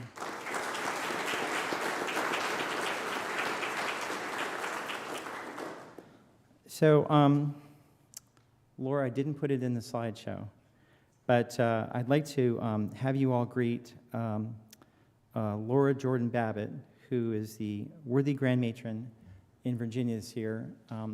She was an honor queen of Bethel 52. She was a worthy advisor of Assembly Number 3. Her dad was awesome. He was such a great advisor to all the DMLA. He helped get Herndon chapter started. You know, Cindy, I know it's been tough this year, losing your mom and your dad not being here, but I promise you that the uncles of Herndon Lodge will be there at your grand chapter to help you on your outstallation, on your way out of office. Please greet Laura warmly.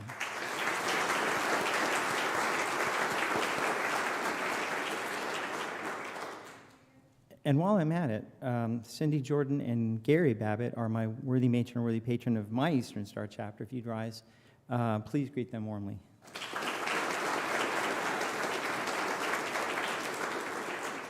And could I have all the members of Herndon chapter number 55, Eastern Star, stand, please?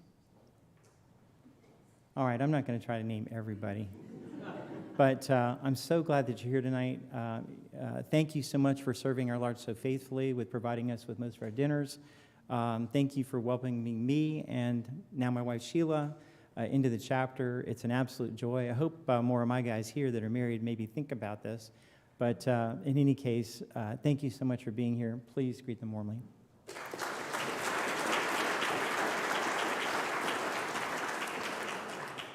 Now, I know we got some DMLAs here from not only Herndon chapter, but from around Northern Virginia. Would you, gentlemen, please rise? All right. Wow. Pronk, you have gotten tall, or else Sean's shrunk. I'm not sure which. So I'm not going to try to introduce you all, but I do want to thank especially BJ and Sean. When I was chairman of the board, these were my two master counselors. Parank, you were a pseudo-advisor, pseudo-DMLA, a lot of great leadership. You guys are terrific, and just know that Herndon Lodge number 264 not only stands ready to support you, but we're going to fully engage with you. I'd love to see you continue to grow the chapter, and as you can tell from some of my friendships going back 45 years, it's for life, and you can get so much out of it, and I really do look forward to spending time with you this year. So I don't know if I'm going to do laser tag with you, but I'll do some other fun stuff with you. So thank you. Please greet them.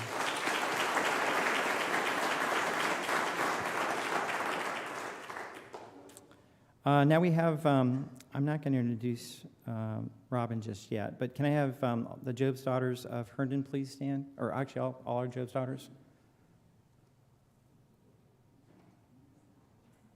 Thank you so much for coming tonight. Really appreciate it. Again, we're going to fully engage and look forward to spending time with Bethel 52 this year. Thanks for being here tonight.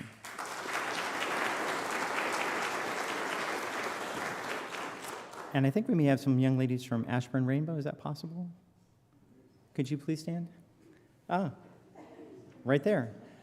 I have to tell you that as much as I believe in Job's daughters, my first love, my older sister, was a rainbow girl in California, and that has kind of a first place in my heart. So even though you're out in Ashburn, I still look forward to continuing to support you, whether it's with your Grand Assembly or however we can help. So Timmy, I'm going to borrow some of your rainbow girls from Herndon from time to time because we love them and want to do a lot of good work with them. So thanks for being here tonight.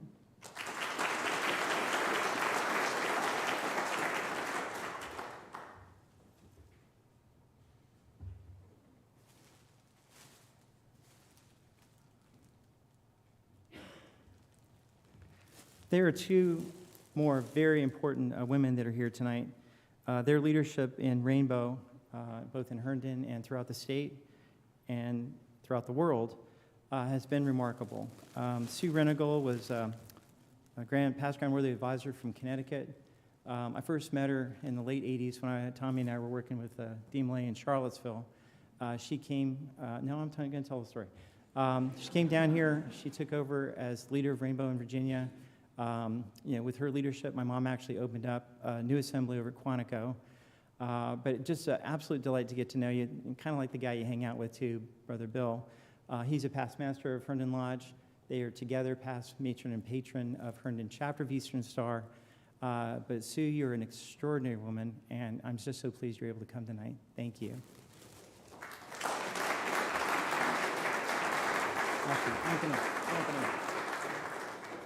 Sitting right next to her is Linda Jenkins, who succeeded Sue as the leader of Rainbow here in Virginia.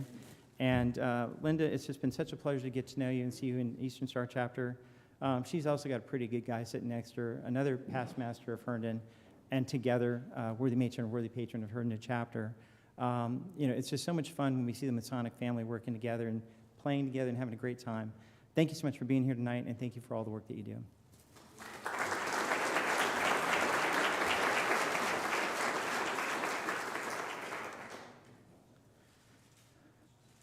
There's a couple other people I need to also introduce. Erin Jenkins is here tonight. She was a Grand-Worthy advisor from Virginia. Now, I'm a little worried about her because even though her husband, Chris Pendleton, we just gave him his 25-year pin in Herndon. He's a good guy. He did go to Virginia Tech, and I hated to see a women-married, fine young lady, kind of crossing over the mountain. I mean, you guys know, that all dirt roads lead to Tech, right? So anyway. No, Chris is amazing. You guys are an amazing couple. Your leadership in Rainbow and Job's Daughters and DMLA is noted, and I just so appreciate you and all the work that you do. Thanks for being here tonight.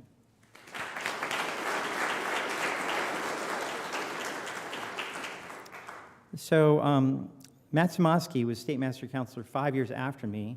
As a matter of fact, I tried to get him to bring out his membership patent because he's got an electronic signature on it, me as the International Master Counselor, David as the Grand Master. We offered to live sign it, although David and I both realized that our signatures are so much worse than they used to be, it wouldn't look the same.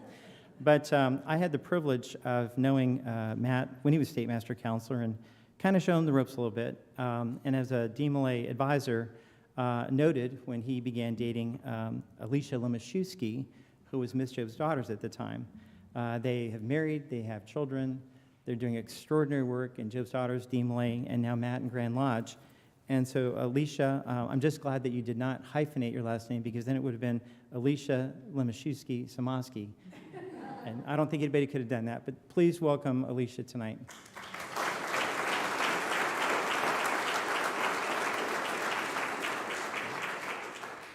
That concludes our introductions. I'm going to save one special one for just a little bit later, because we're going to hear from the Grand Master of Masons when I get done with this part. So at this point, I do want to just touch on the work that we're going to do this year. You have our stated meeting schedule in your program. I just want to call your attention just a couple of things that are coming up quickly. As I mentioned, in January, we're going to be honoring Ray Solomon and hearing from the special author. We're actually moving our stated meeting from February 20th to February 27th, when we'll receive the District Deputy Grand Master, because on February 20th, we're going to be celebrating George Washington's birthday. When the cornerstone was laid for the George Washington National Masonic Memorial 100 years ago, in 1923, there was a parade of 10,000 Masons, including every Grand Master from the United States. It was also, I believe, in September. So this time we're going to do it in February. It will be around the Conference of Grand Masters. I've registered for us both a vehicle, pickup truck driven by Right Worshipful Brooks, because I know I couldn't get him to march in wintertime, and for 10 of us to march with him. So our junior warden, Michael Campion, is in charge of organizing, but we're looking forward to enjoying that special time, honoring our remarkable first president, brother George Washington. And so we're looking forward to doing that, and I'm so happy that we're going to be able to participate in that. So our theme for the year is a window into Freemasonry's future.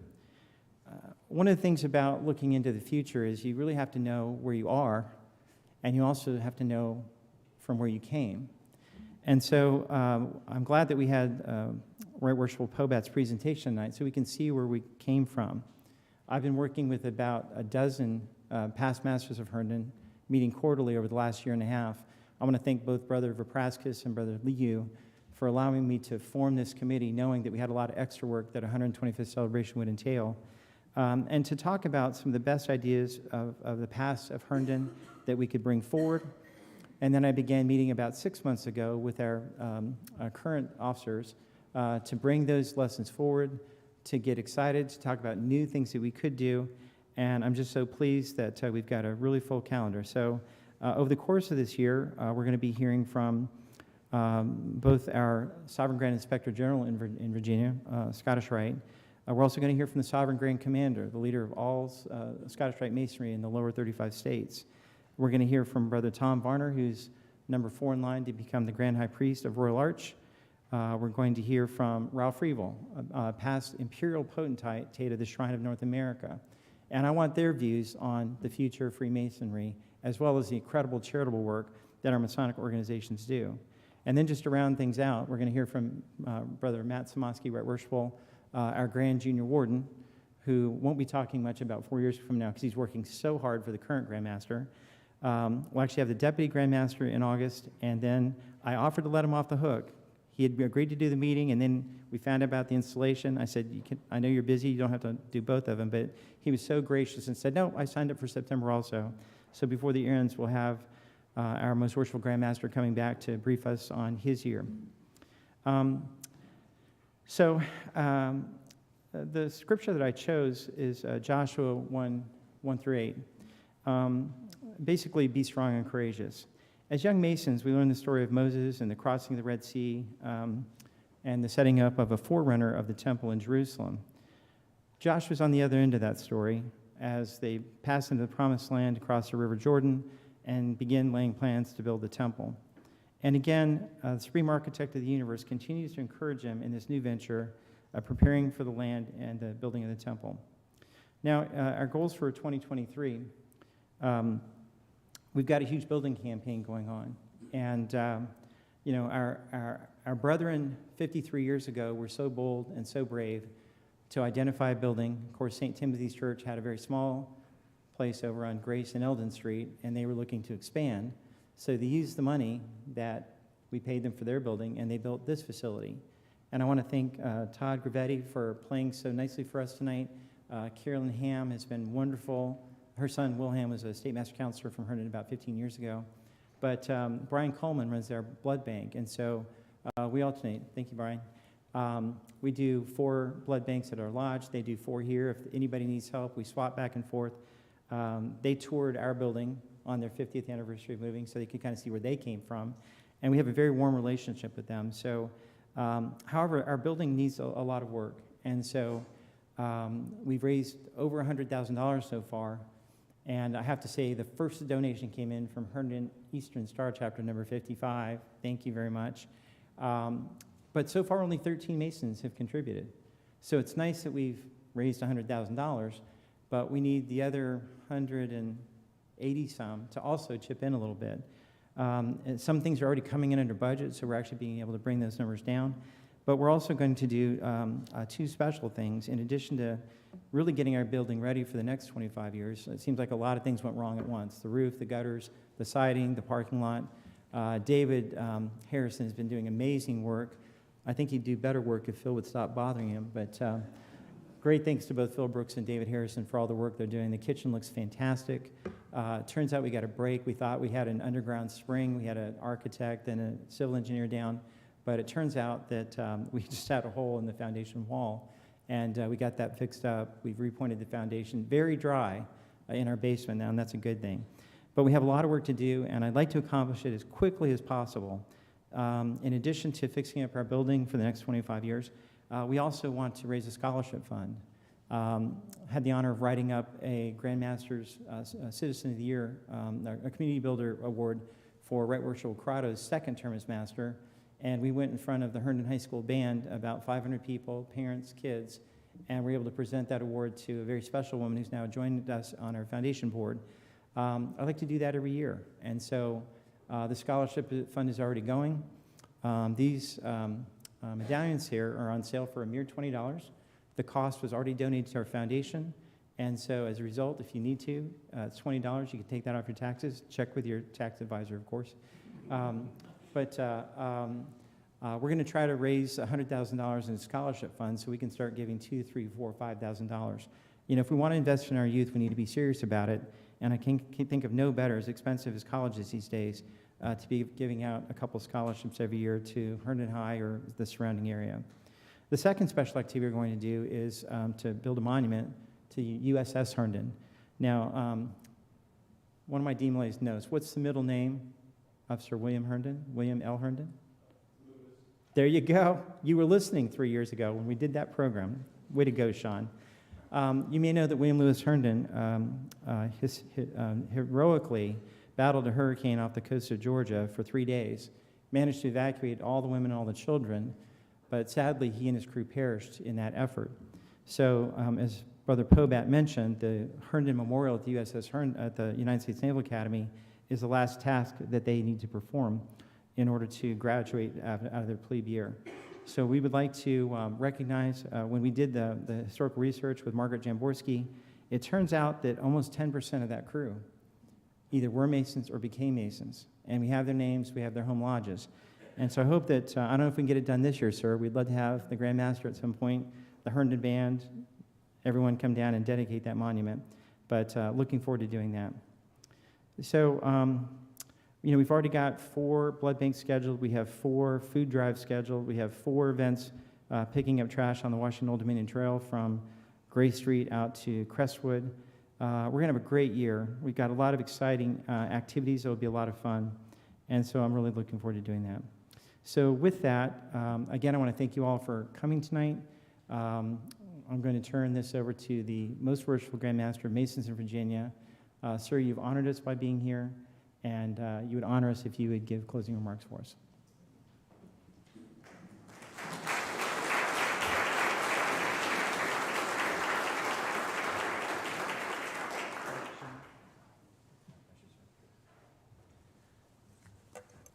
Brethren, ladies, past Grand Masters, it's so nice to see you here this evening, to be with us, to honor Worshipful Fred on this wonderful occasion of his installation and the 125th anniversary of Herndon Lodge.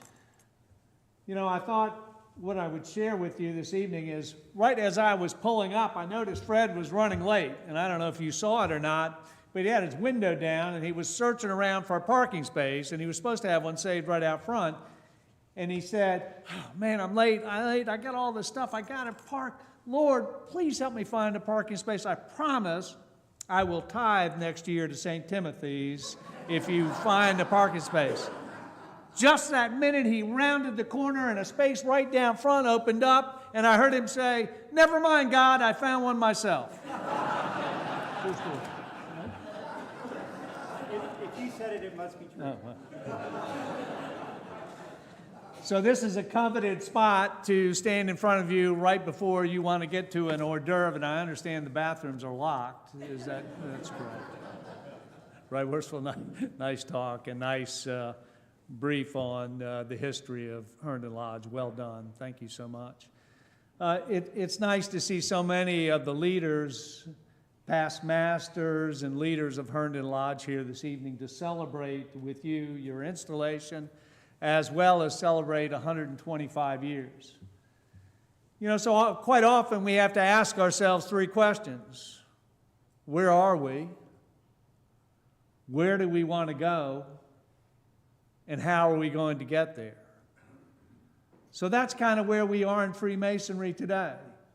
We stand on the shoulders of the men that are sitting in this very room.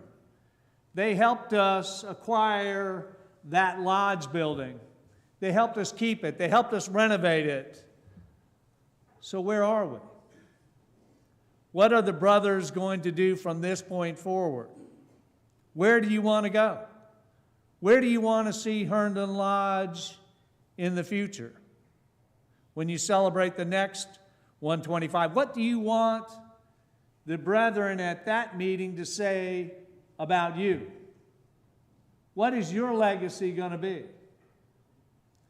You know, in Freemasonry, we've been given much. Biblically, it talks about sowing seeds in the Bible. It talks about some seeds fall on the road and the path, and some fall on unfertile soil, but others fall where they grow and prosper. You are the seeds. You sow the seeds for the next generations to learn about Freemasonry. So when you have an opportunity, let's get out there. You've been given the secrets. Let's get out there and share those secrets. Let's spread light and luster in our communities so that 125 years from now, those in attendance will look back and say, well done. Well done, brother. You left us a legacy and you left us a better community by spreading Masonic light. That's why we make Master Masons. We're in the business of making Master Masons. And we make Master Masons to make a better community for all of us to enjoy. We're what the world needs today more than ever. Today, we are what the world needs. I was thinking about geese flying the other day and the gift of the goose. And if you know, geese fly in a V pattern, right? And all the geese behind the leader honk and they cheer. They cheer on the leader. Well, this is the year where this group of individuals is going to cheer and honk you on. Sometimes the honking gets a little loud, I understand. But they're there to cheer you on. You know, it's interesting when one of the geese gets sick and goes down, two go down with it. And they stay with that goose until that goose gets better and able to join the flock or dies. Then the other two leave. But they stay with it. It's really amazing. That's what we do in the fraternity. We stay with our brethren. We help our brethren. We help their families. We are here to cheer you on. It's your turn. Because what happens, the leader in the V comes out of line and goes to the back. And then another goose steps up. And that's what's happened for the last 125 years. Someone's led, and then someone comes behind and picks up the torch and carries the torch. So anyway, look, we're here to sow some seeds. Don't take the secrets with you. Share them. Don't be the one that puts the rose on the altar and turns out the light. Share the secrets that you've been given. Cheer on, honk on our leader this year, because he's got an ambitious plan. As do you. As do I. You're right. You're right. I've given you a lot to do. I've given our right worshipful district deputy a lot to do. So this is the year that we can turn the tide. We can make Master Masons. We start to grow the fraternity again this year, because I firmly believe our best days are ahead. Anyway, thank you for allowing me the opportunity to be with you this evening, to be your installing officer tonight. It's an honor and a privilege. And I am so thankful for Herndon Lodge and all that they've done over 125 years. We're going to keep cheerleading. We're going to keep honking to you, make more Master Masons, and make our world a better place to be. So thank you so much.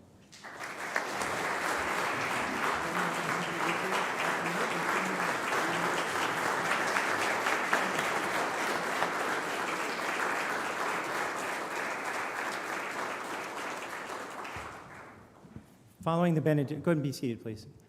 Following the benediction, if you'd let the first couple rows go first, the reception is right across the hall, and we've got some great food, so we're looking forward to that. So, Brother Tom?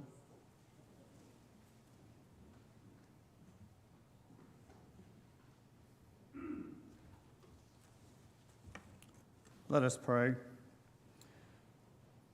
Almighty God, we offer you our heartfelt thanks for our newly installed officers and for all the blessings of this life.